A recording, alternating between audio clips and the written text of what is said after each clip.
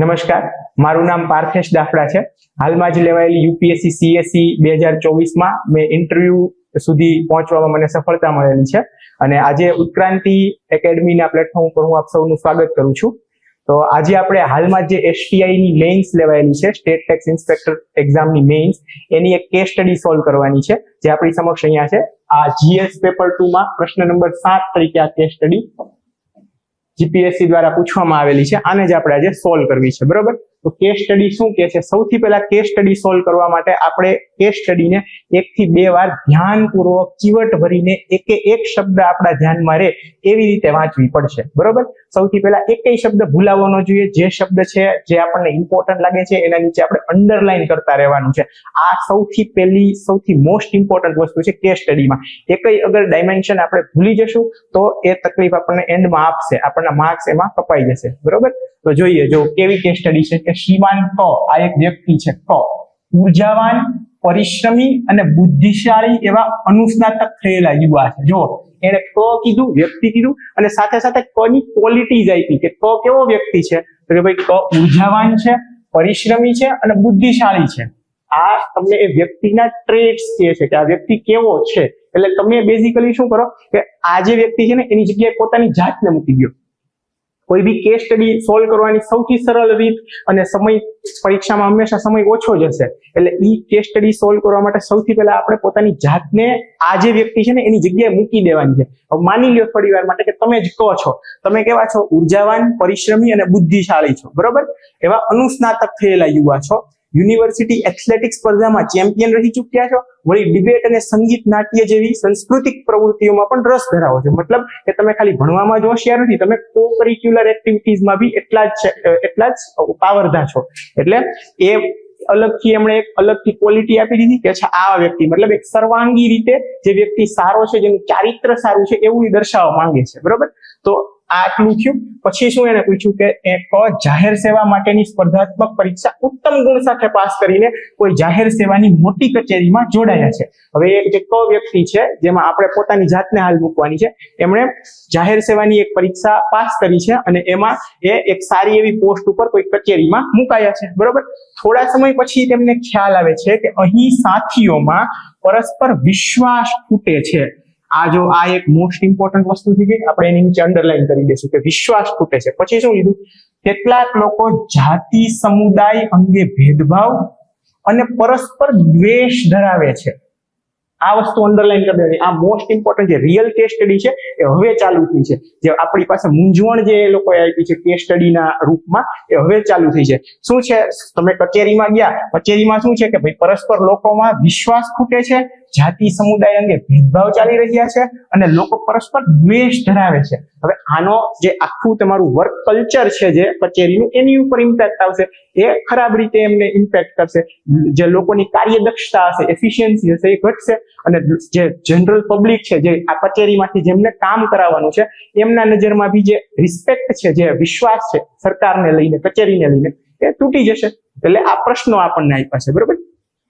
વળી કચેરીના વડા અને અમુક મળતિયા કર્મચારીઓ ભ્રષ્ટાચારમાં ઓતપ્રોત છે. જો આ બીજું આપણને આપી દીધું કે ભ્રષ્ટાચાર છે, બરોબર?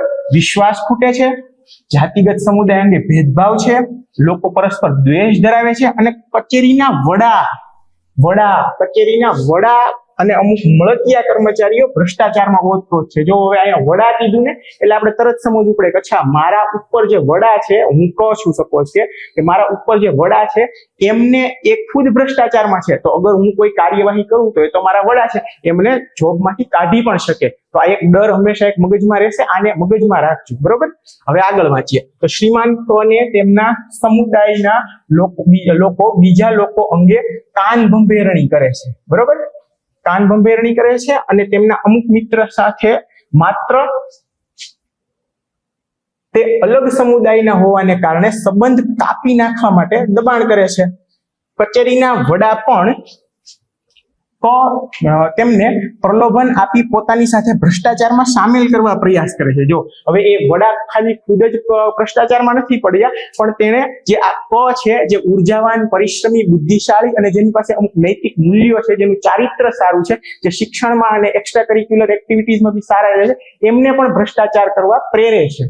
બરોબર, આ આખી એક જે એથિકલ ડાયલેમા આપણે કહીએ, નૈતિક દુવિધા, એ આપણને આપેલી છે. બરોબર, હવે શું કે છે કે શ્રીમાન ક નવા જોડાયેલા હોવાના કારણે મૂંઝવણ અનુભવે છે.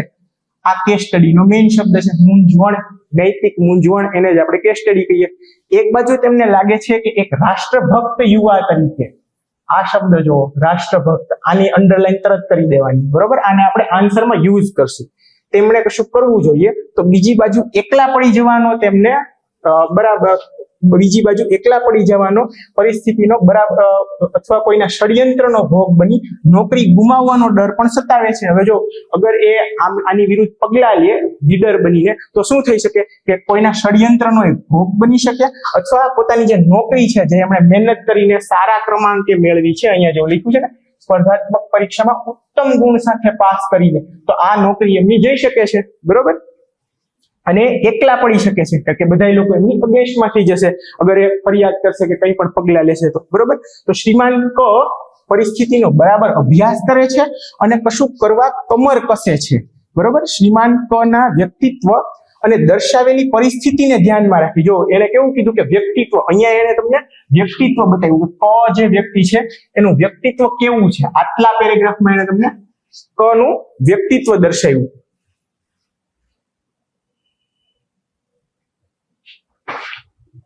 અને પછી એને તમને પૂછ્યું કે એના વ્યક્તિત્વને ધ્યાનમાં રાખી અને તમારે કહેવાનું છે કે હવે એ શું નિર્ણય લેશે. બરોબર, કે કશું કરવા માટે કમર કસે છે. શ્રીમાન કના વ્યક્તિત્વ અને દર્શાવેલી પરિસ્થિતિને ધ્યાનમાં રાખતા તેમણે કયા કયા વ્યવહારુ પગલા લીધા હશે.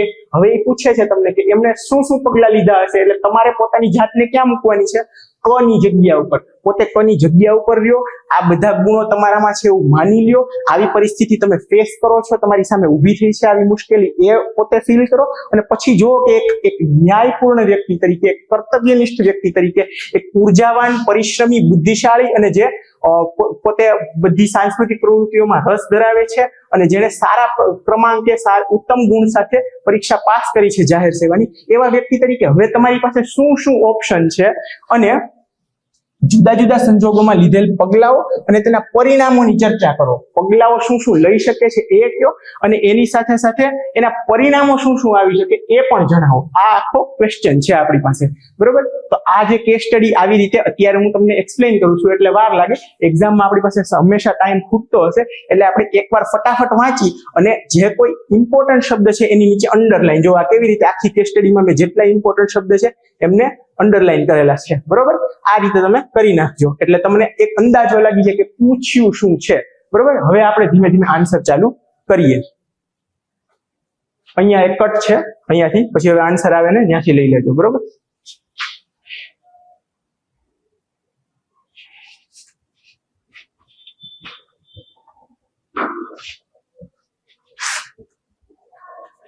ચલો તો આપણે હવે આન્સર લખીએ. હવે આન્સર આપણે કેવી રીતે લખવાનો છે, તો આપણી પાસે એક ફોર્મો બનાવેલો તૈયાર છે, એક બેઝિક સ્ટ્રક્ચર જે કેસ સ્ટડી લખવાનું છે એ આપણને ખ્યાલ છે. સૌથી પહેલા શું લખશું આપણે? ઇન્ટ્રોડક્શન. તો ઇન્ટ્રોડક્શનમાં લખો.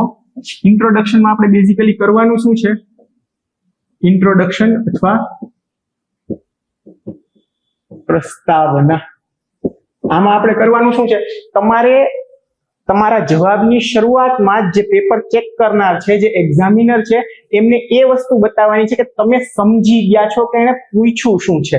બરોબર, તે આ જે પ્રસ્તાવના તમે લખશો ને એનાથી એને ખબર પડી જવી જોઈએ કે અચ્છા આ વ્યક્તિને ખબર પડી ગઈ છે કે પૂછ્યું છે શું અને એને આન્સર શું કરવાનું છે. કેસ સ્ટડીની પ્રસ્તાવના આવી રીતે બંધાય. તો તમે કેવી રીતે લખી શકો કે ભાઈ કેસ સ્ટડીની પ્રસ્તાવના તમે ચાલુ કરો કે ઉપરોક્ત કેસ સ્ટડીમાં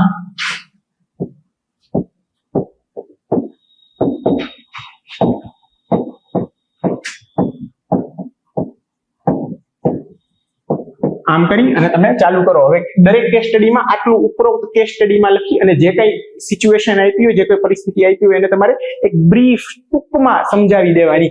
ઉપરોક્ત પરિસ્થિતિમાં જે ઉર્જાવાન અને કર્તવ્યનિષ્ઠ અને બુદ્ધિશાળી વ્યક્તિ છે તેના દ્વારા સરકારી કચેરીઓમાં ચાલતા ભ્રષ્ટાચાર. હવે જો કઈ મૂંઝવણ, કયા આમાં દૂષણો છે કચેરીમાં, તો કે ભાઈ ભ્રષ્ટાચાર છે, જાતિ અને સમુદાય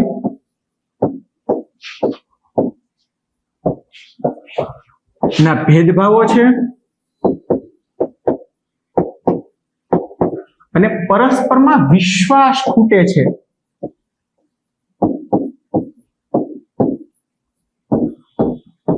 જે લોકો છે એમાં વિશ્વાસ ખૂટે છે, જે કર્મચારીઓ છે એમાં પરસ્પર વિશ્વાસ ખૂટે છે. બરોબર, આટલું તમે પ્રસ્તાવનામાં બાંધી દીધું. બરોબર, અને આટલું પ્રસ્તાવના ઉપરોક્ત કેસ સ્ટડીમાં જે સરકારી કચેરીમાં ચાલતા ભ્રષ્ટાચાર, જાતિ અને સમુદાયના ભેદભાવો અને વિશ્વાસનો ખૂટ એ મુખ્ય એના કેરેક્ટરિસ્ટિક્સ છે. એ કરીને તમે આખું પ્રસ્તાવના બાંધી દીધી. બરોબર, પ્રસ્તાવના બાંધી દીધા પછી હવે તમે શું લખશો? હવે તમે બીજો આપણો જે ફર્મો તૈયાર છે એના પ્રમાણે સ્ટેક હોલ્ડર્સ લખશો.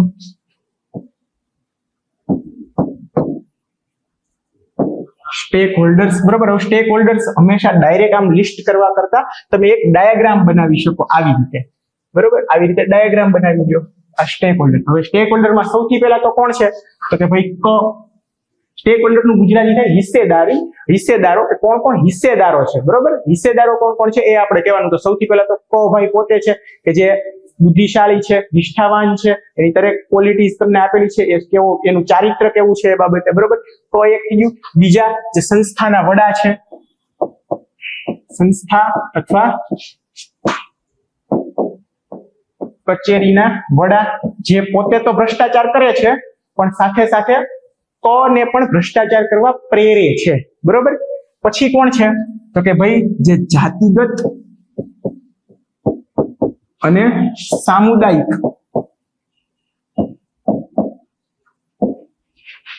ભેદભાવ જે લોકો કરે છે એ લોકો છે, એ બી એક સ્ટેક હોલ્ડર છે.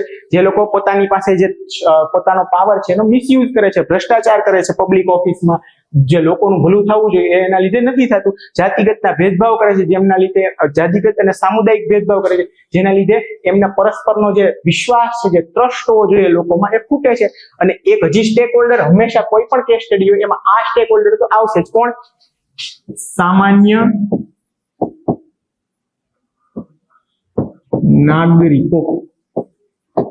અગર કોઈ સપોઝ કે સરકારી કચેરી છે, ધારો કે કોઈ સરકારી કચેરી છે, એમાં કરપ્શન થાય છે, ભ્રષ્ટાચાર થાય છે, એમાં લોકોની સાથે જાતિગત અને સામુદાયિક ભેદભાવ થાય છે, તો અલ્ટિમેટલી છેવટે નુકસાન કોનું જશે? સામાન્ય પ્રજાનું, સામાન્ય નાગરિકોનું. તો આ હંમેશા કોઈ પણ સરકારી કચેરી હશે ને તો એમાં સામાન્ય નાગરિકો તો એક સ્ટેક હોલ્ડર હશે જ. બરોબર, તો આ બીજો પોઈન્ટ છે. પહેલા આપણે પ્રસ્તાવના બાંધી, જેમાં આપણે સમજાવ્યું કે બેઝિકલી જે આખી તમારી કેસ સ્ટડી છે કેવા શું માંગે છે. બરોબર, એનું એક બ્રીફ, એક ટૂંકમાં આપણે એની વાત કરી દીધી. પછી સ્ટેક હોલ્ડર કરીને આપણે કોણ કોણ સ્ટેક હોલ્ડર છે, કોણ કોણ હિસ્સેદારો છે અહીંયા એ લખી દીધું. બરોબર, હવે આપણે સૌથી મોસ્ટ ઇમ્પોર્ટન્ટ પાર્ટ જેને કહેવાય એ કરવા જઈ રહ્યા છે, અને એનું નામ છે નૈતિક દુવિધાઓ, એથિકલ ડિલેમાસ. હવે તમારે પોતાની જાતને કની જગ્યાએ મૂકવાની છે અને તમે વિચારો કે જે વ્યક્તિ છે એ કેવી મૂંઝવણ નો સામનો કરે છે આ પરિસ્થિતિમાં. બરોબર, તો કેવી મૂંઝવણ વિચારો. તો સૌથી પહેલા તો એ છે કે સંકીર્ણ હિત વર્સસ સામાજિક.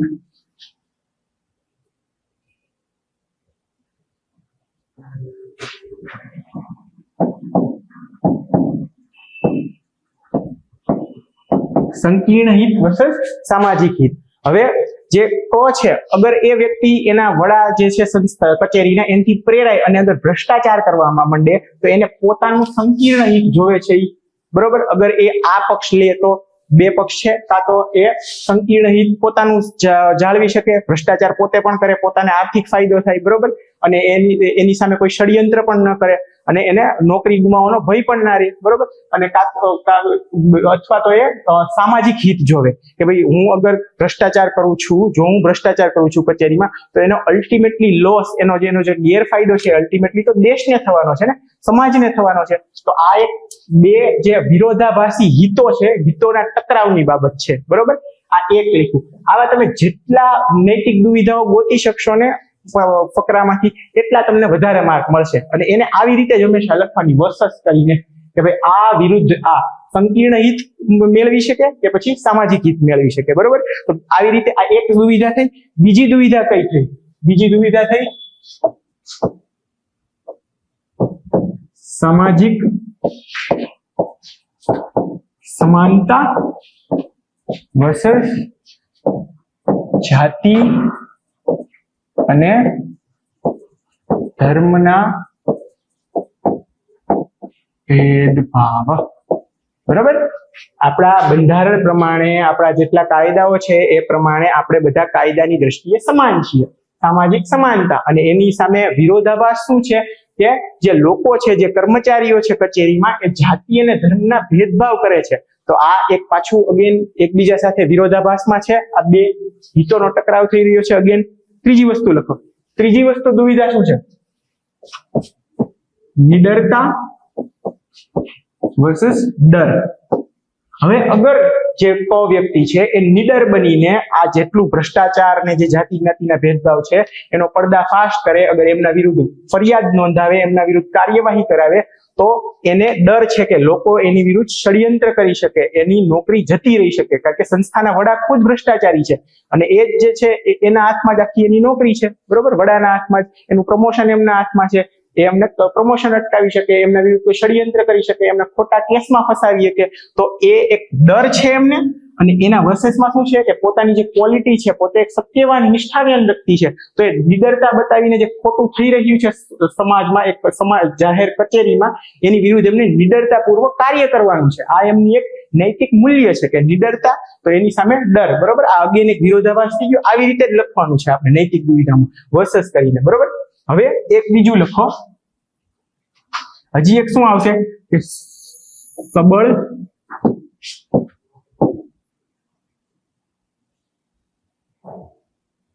કરતા પણ વધારે આપણે એમ લખો કે સુદ્રઢ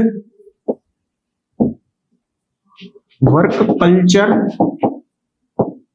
નો અભાવ.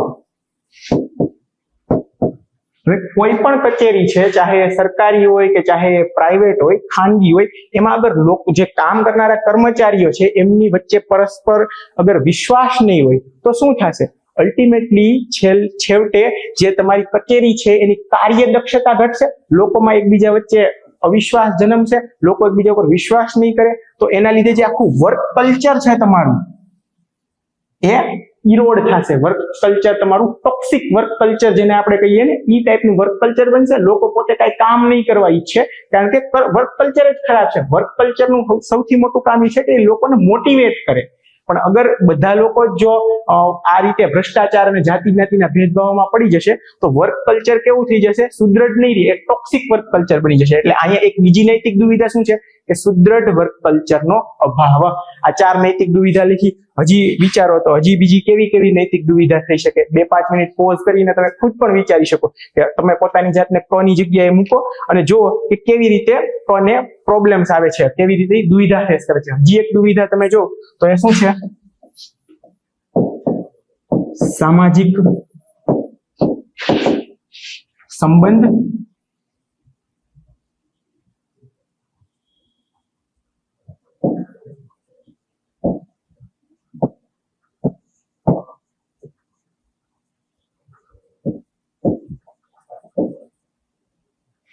વર્સસ નૈતિક મૂલ્યો, બરાબર.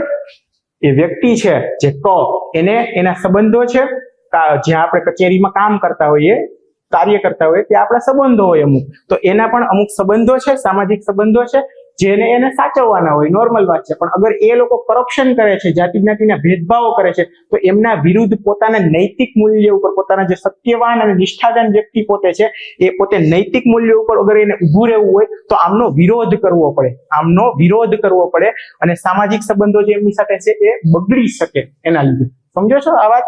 કેવી રીતે આ બંને એકબીજા સાથે વિરોધમાં જાય છે. તો આવી રીતે તમે મુખ્યત્વે 4 થી 5 નૈતિક મૂંઝવણ લખો ને સારી એવી આવી રીતે એકદમ હેડિંગ મારીને, તો મસ્ત લાગે અને તમને માર્ક્સ અહીંયા જ મળવાની શક્યતા સારી એવી છે.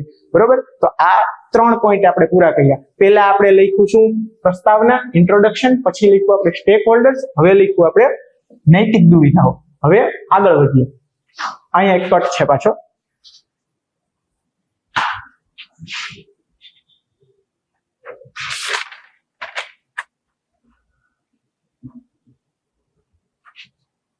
અહીંથી પાછું ચાલુ થાય છે. તો હવે આગળનો પ્રશ્ન છે કે જુદા જુદા, આ કટ જ રાખજો, અહીંથી હવે કરજો.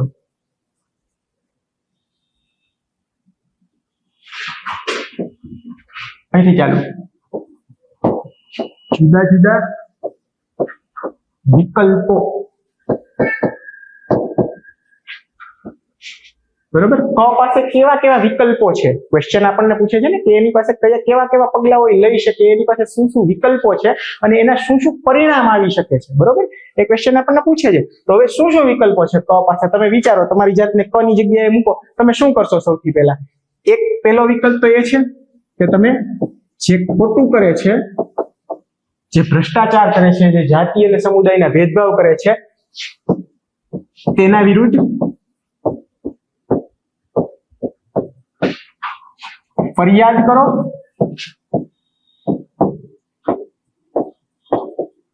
બરોબર?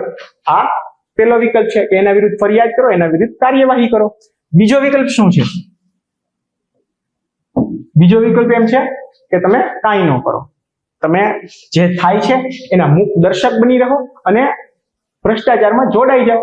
તમારા વડા તો તમને કહે જ છે કે તમે ભ્રષ્ટાચારમાં જોડાઈ જાઓ, તો તમે કંઈ ના કરો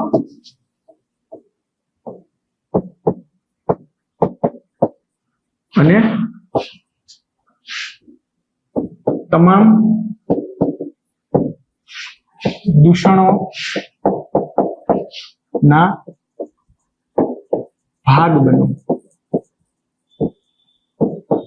બરાબર? આ બે મેઇન ઓપ્શન થયા, એક્સ્ટ્રીમ ઓપ્શન. હવે એક ત્રીજું ઓપ્શન આપણે લખી શકાય કે એ ઓપ્શન એમ છે કે ક બદલી કરાવી દે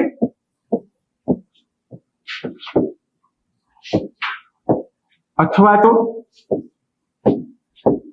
રાજીનામું આપી દે. આ એક ઓપ્શન થયો. કાં તો હું બદલી કરાવી આપું અથવા રાજીનામું આપી દઉં. બરોબર છે? આ એક ઓપ્શન થયો. હવે આ ત્રણેય ઓપ્શન વિકલ્પ છે. આ વિકલ્પને અગર તો પહેલો વિકલ્પ લે છે તો એને શું થશે, એના જુદા જુદા એના શું પરિણામો આવશે, એ પણ એની પણ આપણે ચર્ચા કરવાની છે. તો હવે આ એની ચર્ચા કરીએ આપણે કે શું આવશે. તો પ્રથમ શું છે કે જે ખોટું કરે છે, ખોટું કરનાર વિરુદ્ધ કડક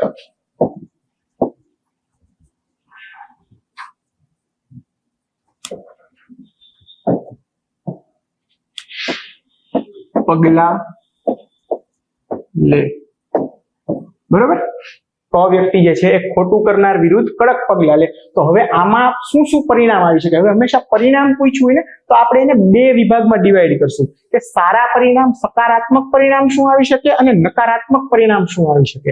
બરોબર? તો પહેલા આપણે લખો આવી રીતે વચ્ચે એક લાઈન દોરી લેવાની અને આ બાજુ આપણે સકારાત્મક પરિણામ અને આ બાજુ આપણે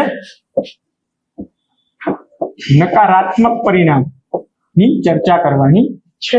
તો હવે વિચારો, અગર વ્યક્તિ જે છે એ ખોટું કરનાર વિરુદ્ધ કડક પગલા લે તો એને શું શું ફાયદા થશે, શું સકારાત્મક પરિણામો એને આવી શકે. તો સકારાત્મક પરિણામ સૌથી પહેલું તો એ આવે કે આત્મસંતોષ મળશે.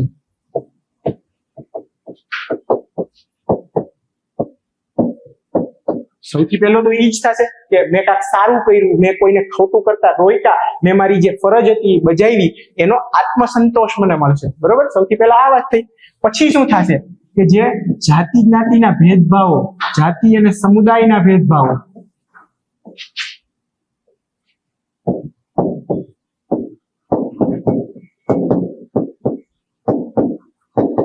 અને ભ્રષ્ટાચાર જે છે એ બંધ થશે. અગર એની વિરુદ્ધ કાર્યવાહી કરશે તો, અને એમને ખુલ્લો પડકાર ફેંકશે અને એમની વિરુદ્ધ કાર્યવાહી કરશે અને ફરિયાદ નોંધાવશે, તો જે ભેદભાવો અને ભ્રષ્ટાચાર જે થઈ રહ્યા છે એ બંધ થઈ જશે. આ પોઝિટિવ થયા. હવે તમે વિચારો, હવે શું થશે? કોઈ બીજું એક પોઝિટિવ થઈ શકે? તો અગર તમારે લખવું હોય તો કર્મચારીઓમાં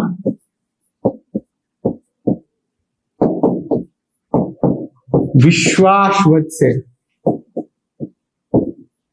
યાદ કરો તમે કેસ સ્ટડીની લેંગ્વેજ, એની ભાષા શું હતી કે કર્મચારીઓમાં વિશ્વાસ ખૂટે છે. તો હવે તમે આ પગલું લીધું તો એનાથી શું થયું? કર્મચારીઓમાં વિશ્વાસ વધશે, એકબીજા પ્રત્યેનો વિશ્વાસ વધશે, લોકો સાથે મળીને કામ કરશે, એક રોબસ્ટ, એક સ્ટ્રોંગ, સુદ્રઢ વર્ક કલ્ચરનું નિર્માણ થશે. બરોબર. હવે આ જ વિશે, આ જ પગલામાં નકારાત્મક અસરો શું આવે, નકારાત્મક પરિણામ શું આવે કે એ જે ક વ્યક્તિ છે એ પોતાના સંસ્થાની વડા વિરુદ્ધ જાય છે, પોતાના જે કર્મચારીઓ સાથીઓ છે એની વિરુદ્ધ જઈને ફરિયાદ નોંધાવે છે, એમના વિરુદ્ધ પગલા લે છે. તો તમે શું નકારાત્મક પરિણામ આવશે તેના એ જો. સૌથી પહેલા તો આપણને ક્વેશ્ચનમાં જ આપ્યું છે કે એના વિરુદ્ધ શું થઈ શકે? ષડયંત્ર, અને પોતાની નોકરી ગુમાવી શકે. થઈ ગયું? મેં ક્વેશ્ચનનો જ યુઝ કર્યો, મેં કઈ બીજું તો વસ્તુ નથી કર્યું. ક્વેશ્ચનમાં જ આપ્યું છે કે એના વિરુદ્ધ ષડયંત્ર થઈ શકે, નોકરી ગુમાવી શકે. બીજું, એના સંબંધો જે છે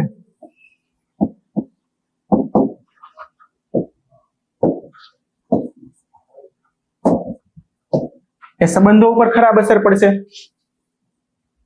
બરોબર, સંબંધો ઉપર ખરાબ અસર પડશે, કારણ કે એ લોકોની આ જે એના કર્મચારીઓ છે, એના મિત્રો છે, એની વિરુદ્ધ પગલા લે છે, તો એમના ઉપર ખરાબ અસર પડવાની જ છે. એમના સંબંધો ઉપર લોકો એને અલગ પાડી દેશે, એની સાથે કોઈ સંબંધ નહીં રાખે. બરોબર, તો આ તમારા નકારાત્મક પરિણામો થઈ ગયા. બરોબર, હવે બીજા સ્ટેપ ઉપર જઈએ. બરોબર, આ એક સ્ટેપ થઈ ગયું, તમે બંને બાજુએ આપી દીધા આ રીતે. હવે બીજા સ્ટેપ ઉપર જાઓ. બીજું શું ઓપ્શન છે એની પાસે? કે કંઈ ના કરે, જે ચાલે છે એમ ચાલવા દે અને એનો ભાગ બની જાય. જે વસ્તુ, જે દૂષણો ચાલી રહ્યા છે, જાતિ અને સમુદાયના ભેદભાવ, ભ્રષ્ટાચાર, એનો પોતે ભાગ બને અથવા કંઈ ના કરે. તો હવે આમાં શું આવશે? આમાં તમે પરિણામ એ જ રીતે સકારાત્મક અને નકારાત્મક, આવી જ રીતે આપણે દરેક પરિણામની આવી જ રીતે ચકાસણી કરશું. સકારાત્મક અને નકારાત્મક. શું આવશે સકારાત્મક પરિણામ? બોલો. જે આની પહેલાના ઓપ્શનના નકારાત્મક પરિણામ હતા ને, એને જ ઊંધા કરીને લખી દેવાનું કે અગર એ એક્શન લે છે તો એના વિરુદ્ધ ષડયંત્ર થશે, એ પોતાની નોકરી ગુમાવી શકે ને. તો અગર એ કંઈ ના કરે તો એના વિરુદ્ધ ષડયંત્ર નહીં થાય, એ નોકરી નહીં ગુમાવે, નોકરી ગુમાવશે નહીં. જોયું કેવી રીતે મેં લખ્યું? જે આની પહેલાના ઓપ્શનના નકારાત્મકમાં જે વસ્તુ હતી ને, એ જ આના સકારાત્મકમાં આવી જશે. બરોબર, એના સંબંધો જળવાઈ રહેશે.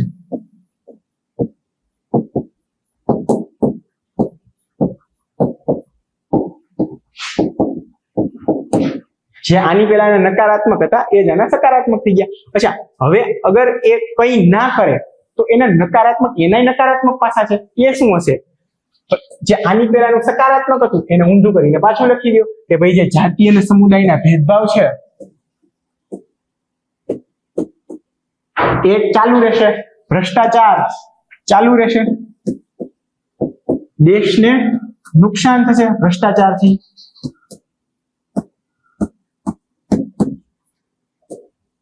અને ક છે એ કઈ નથી કરતો, એક સત્યવાન, નિષ્ઠાવાન અને બુદ્ધિશાળી વ્યક્તિ તરીકે અગર કઈ ક નથી કરતો તો એ આત્મગ્લાનિની લાગણી અનુભવશે.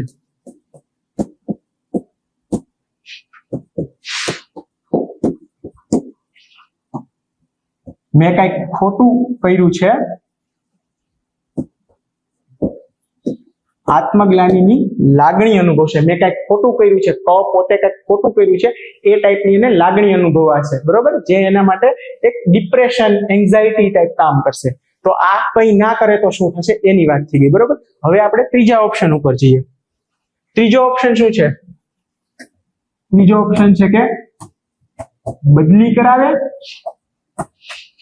અથવા તો રાજીનામું આપી દે, રિઝાઇન કરી દે, બરોબર. તો આ ઓપ્શન માટે again આપણે એ જ રીતે જવાનું છે.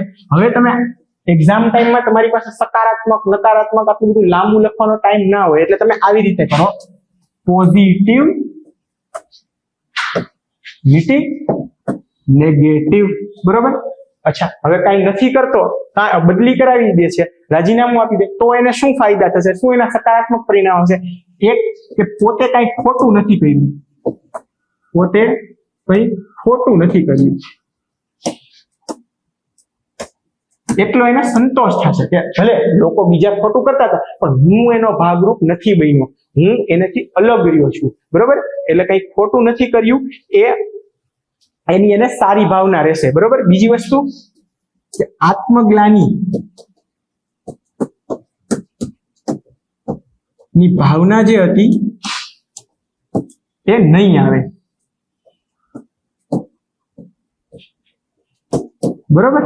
આત્મગ્લાની એને જે ભાવના પેલા આવતી હતી કે કઈ મેં કઈ ખોટું કર્યું છે, હું એનો ભાગ બન્યો છું, એ તો એટલીસ્ટ નહીં આવે ને.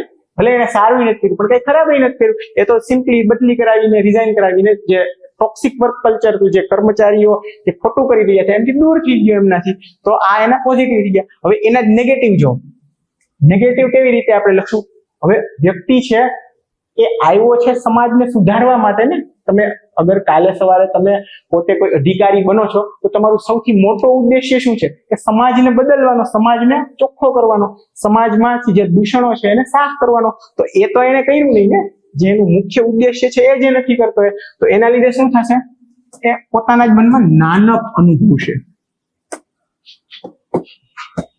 ભલે એ આત્મગ્લાની નહીં અનુભવે કારણ કે એને કઈ ખોટું નથી કર્યું, પણ પોતે નાસીપાસ થયો છે એ ટાઈપની એને એક ફિલિંગ આવશે, પોતે નાનપ અનુભવશે પોતાના મનમાં, જેને આપણે ઇંગ્લિશમાં ઇન્ફિરિયોરિટી કોમ્પ્લેક્સ કહીએ ને એ રીતે. પછી એના કરિયર ગ્રોથ પર પણ સવાલ ઉઠી શકે, બરોબર. આ એક ડાઘ તરીકે જોવામાં આવે ને કે એને બદલી કરાવેલી છે, તો એના જયારે કરિયર નું જે રિપોર્ટ હોય એની ઉપર એક ડાઘ સમાન બનશે આ, બરોબર. તો આ ત્રીજો ઓપ્શન થઈ ગયો. આપણે હવે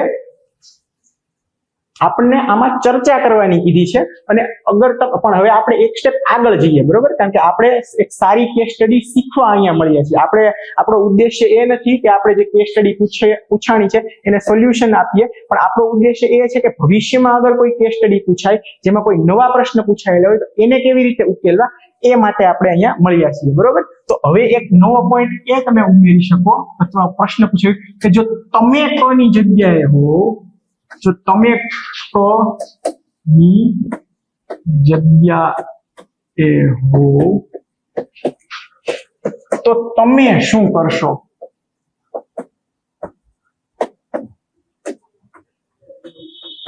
તમે કોની જગ્યાએ છો તો તમે શું કરશો? આવો ક્વેશ્ચન યુપીએસસી પૂછે જ છે નોર્મલી. અને હવે જીપીએસસી નો જે ટ્રેન્ડ છે યુપીએસસી ની દિશામાં જ જઈ રહ્યો છે, તો આવો સવાલ આવનારી કોઈ પણ મેન્સમાં પૂછાય તો એમાં કોઈ નવીન વાત નહીં રહે. તો આ બાબતે આપણે તૈયાર હોવા જોઈએ, આપણે પ્રિપેર હોવા જોઈએ, બરોબર. અગર આપણે એક સિરિયસ એસ્પિરન્ટ હોઈએ તો આમાં તમે શું કરશો? હવે તમે કોની જગ્યાએ છો, હવે આમાં બને ને એટલા ઇનોવેટિવ સોલ્યુશન આપવાના. જે આપણે 3 ઓપ્શન આપ્યા ને આપણે કરવાનું છે તો એમાંથી સારું, પણ આપણે એમાં બને એટલા ઇનોવેટિવ ઓપ્શન આપવાના. કેવા ઇનોવેટિવ ઓપ્શન? જો નોર્મલી હું તમને એક ઓવરવ્યુ આપું છું અત્યારે, પછી જયારે આપણે વિસ્તારથી સમજશું કેસ સ્ટડી જયારે ક્લાસરૂમ કોર્સમાં ત્યારે બેટર એક્સપ્લેન કરીશ. અત્યારે ઓવરવ્યુ તરીકે સમજો તમે શું કરી શકો. એક કે તમે મીટિંગ બોલાવો, બરોબર. સૌથી પહેલા તમે શું કરો કે જેટલા બી કર્મચારીઓ છે, તમારા સંસ્થાના વડા છે, એમની એક મીટિંગ બોલાવો. ભલે સેમી ફોર્મલ કે ઇનફોર્મલ મીટિંગ હોય, પણ તમે એને બોલાવો મીટિંગ, અને એ મીટિંગમાં લોકોને સમજાવવાનો પ્રયાસ કરો. તમે શું કરો? સમજાવટ, જેને આપણે પરસુએશન કહીએ, આનો ઉપયોગ કરો.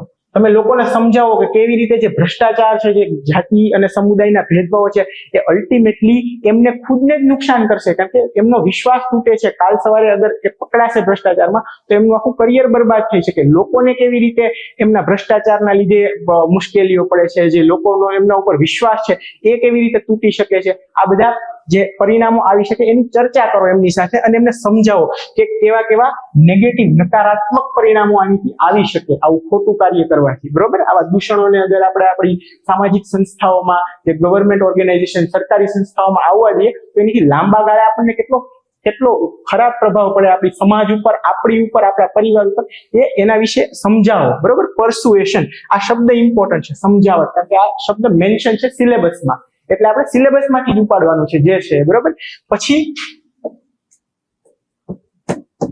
પ્લેજ લેવડાવો, લોકોને પ્રતિજ્ઞા લેવડાવો. બરોબર, તમે બધાને સમજાવ્યા પછી તમે ઇન્ફોર્મલી એક ઔપચારિક રીતે એક પ્રતિજ્ઞા લેવડાવો લોકોને કે આજ પછી અમે આવા જે જાતિના ભેદભાવો, સમુદાયના ભેદભાવો છે, જે કરપ્શન, ભ્રષ્ટાચાર છે, આવા કોઈ પણ ખરાબ કામમાં અમારો ફાળો નહીં હોય. આ રીતે તમે પ્રતિજ્ઞા લેવડાવી શકો. બરોબર, હવે આ પ્રથમ ચરણમાં તમે આટલું કરો, આ સમજાવટના ભાગ રૂપે બને, પણ છતાં પણ અગર કોઈ ચાલુ જ રાખે આવા ભેદભાવો અને ભ્રષ્ટાચાર, તો પછી તમે શું કરી શકો? તો આમાં એકદમ કડક સ્ટેન્ડ આપવાનું હંમેશા. ભ્રષ્ટાચાર છે ને એ આપણા જે ગવર્મેન્ટ ઇન્સ્ટિટ્યુશન છે, જે સરકારી કાર્યાલય છે, એનું સૌથી મોટું દૂષણ છે. તો અને સરકારની પોલિસી છે ઝીરો ટોલરન્સ ટુ કરપ્શન. કરપ્શનમાં કોઈ પણ બાંધછોડ નહીં. અગર કરપ્શન છે તો સખત ને સખત સજા થવી જ જોઈએ. એ બિલકુલ સરકારની પોલિસી છે, ઝીરો ટોલરન્સ ટુ કરપ્શન. આ સરકારની પોલિસી છે. આ શબ્દ રાખજો આની અંદર અને લખી દેવાનું કે ઝીરો ટોલરન્સ ટુ કરપ્શન. જે કોઈ કરપ્શન કરતા હશે, કોઈ ખોટું કાર્ય કરતા હશે, એમના કડકમાં કડક જે કઈ સજા છે એ થવી જોઈએ. અને આમાં તમારે લો અને કોન્સ્ટિટ્યુશન, જે આપણું બંધારણ છે, કાયદાઓ છે, એમનો બી ઉપયોગ કરી શકો કે ભાઈ આપણી પાસે એક કાયદો છે પ્રિવેન્શન ઓફ કરપ્શન એક્ટ, તો આ કાયદાના અંતર્ગત જે કઈ કાર્યવાહી થતી હશે એ આપણે કરી શકીએ. આનાથી તમારા માર્ક્સ વધશે. આવી રીતે જયારે તમે કોઈ કાયદાને ઇન્ક્લુડ કરો છો ને, પ્રિવેન્શન ઓફ કરપ્શન એક્ટ, ભ્રષ્ટાચાર નિવારણ કાયદો, તો એનાથી તમને એક્ઝામિનર જે ચેક કરનાર છે એમને ખબર પડશે કે આ વ્યક્તિ પાસે ઊંડાણ વાળું નોલેજ છે, ઇનડેપ્થ નોલેજ છે. બરોબર, તો આ એક તમે લખી દીધું. પછી છતાં તમે શું કરી શકો કે જે તમારું કાર્યાલય છે આમાં જ એક એન્ટી કરપ્શન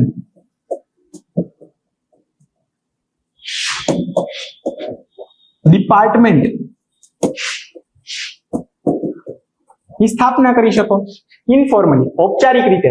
અગર સરકાર તમને ઓફિશિયલી અગર તમને ના બી હોય ને આનું જોગવાઈ, તો પણ તમે એક ઔપચારિક રીતે કાર્યાલયમાં એક એવા મિકેનિઝમની સ્થાપના કરી શકો, એન્ટી કરપ્શન ડિપાર્ટમેન્ટ ટાઈપ, જેમાં જે સંસ્થા, જે તમારી કચેરી છે એની અંદરથી જ અમુક વ્યક્તિઓ હોય એ જે કોઈ ભ્રષ્ટાચાર કરતા હોય એમની અંદરથી જ, સંસ્થાની અંદર, કેવી રીતે ઇન હાઉસ સંસ્થા કે કચેરીની અંદરથી જ એમના વિરુદ્ધ પગલા લે અને કોઈ મોટું એવું કોઈ ખોટું કરેલું હોય, ભ્રષ્ટાચાર કેવું, તો એમના વિરુદ્ધ પછી જે પ્રિવેન્શન ઓફ કરપ્શન એક્ટ છે કે બીજા જે કાયદા છે એના પ્રમાણે એમના વિરુદ્ધ સ્ટ્રિક્ટ એક્શન, કડક કાર્યવાહી થાય એ પ્રમાણે કાર્ય કરવામાં આવે. બરોબર, તો આ થઈ ગયું આટલું. જો તમે કોની જગ્યાએ હો તો તમે શું કરશો? બરોબર, આ ક્વેશ્ચન ભવિષ્યમાં પૂછાવાની બહુ શક્યતાઓ છે કોઈ પણ કેસ સ્ટડીમાં. એટલે તમારે આવી રીતે ઇનોવેટિવ સોલ્યુશન્સ આપવાના, નવા સોલ્યુશન. જેટલા તમે તમારો મગજનો ઉપયોગ કરશો, જેટલા ઇનોવેટિવ અને નવા સોલ્યુશન્સ આપશો એટલામાં તમારા. બરોબર, આ થઈ ગઈ આપણી કેસ સ્ટડી. હવે એન્ડમાં આપણે દરેક ક્વેશ્ચન જે રીતે કરીએ છીએ એ રીતે કન્ક્લુઝન અથવા સારાંશ. હવે અહીંયા જે એક્ઝામિનર છે ને એ માર્ક્સ આપશે તમને અહીંયા. એટલે આ જેટલું કેચી હશે ને, જેટલું તમે એને સારી રીતે કોઈ કોટ્સ નાખી શકો, કોઈ ફિલોસોફીની થિયરી નાખી શકો, એટલું સારું રહેશે. હવે અહીંયા આપણે કેવી રીતે આને કોટ કરી શકીએ, આને એન્ડ કરી શકીએ? જે ક પાસે જે પરિસ્થિતિ છે ને એ કેવી છે ખબર છે? વિપદામાં અવસર સમાન પરિસ્થિતિ છે. જો ક આ પરિસ્થિતિમાં પોતે પોતાના નૈતિક મૂલ્યોનું પાલન કરે, એના ઉપર અડગ રહીએ કે હું સાચો છું, હું નિષ્ઠાવાન છું, એ રીતે રહી અને પોતે કાર્યક્ષમ છે એ રીતે માની અને જો આ જે સમસ્યા જે દુવિધા એની સમક્ષ આવી છે ને એનું યોગ્ય રીતે નિવારણ લાવે તો એ વિપદામાં અવસર સમાન છે, બરોબર. એનાથી શું થશે, એનું પોતાનું ચારિત્ર પણ નિખરશે. જ્યારે તમે કોઈ સારું કામ કરો તો તમને કઈક અંદરથી ખુશી થાય ને, તમારું ચારિત્ર, તમે પોતાની જાતને સારી બનાવો, તમારા ચારિત્રનું નિર્માણ થાય. અને આપણું જે મુખ્ય ઉદ્દેશ્ય છે એ જે છે એ શીલમ પરમ ભૂષણમ, જે આપણું ચારિત્ર છે એ આપણું સૌથી મોટું ઘરેણું છે. તો એ રીતે આમાં અગર જો વ્યક્તિ જે છે એ સારું કામ કરશે, આમાં યોગ્ય પગલા લેશે અને દુવિધાનું નિવારણ લાવશે તો એ એના માટે વિપદામાં અવસર સમાન પરિસ્થિતિ છે અને આના થકી તેનું ચારિત્ર્ય નિર્માણ થશે. અને નીચે તમે કોટ પણ એડ કરી શકો કે શીલમ પરમ ભૂષણમ. તો આવી રીતે તમે કન્ક્લુડ કરી શકો એક ગુડ નોટ ઉપર, બરોબર, સારી રીતે, જેનીથી જે માર્ક્સ આપવા વાળો છે એ આવા કોટ્સ વાંચે તો એને પણ મજા આવે અને એ તમને માર્ક્સ આપી દે, કારણ કે અહીંયા એ માર્ક્સ આપશે, બરોબર. તો આટલું આપણે આજે કેસ સ્ટડી જોઈ છે. હવે હું તમારી રજા લઉં છું. નેક્સ્ટ ટાઈમ આપણે જલ્દી જ મળશું ઓફલાઈન ક્લાસમાં અને ઓનલાઈન ક્લાસમાં. ધન્યવાદ. જય હિન્દ.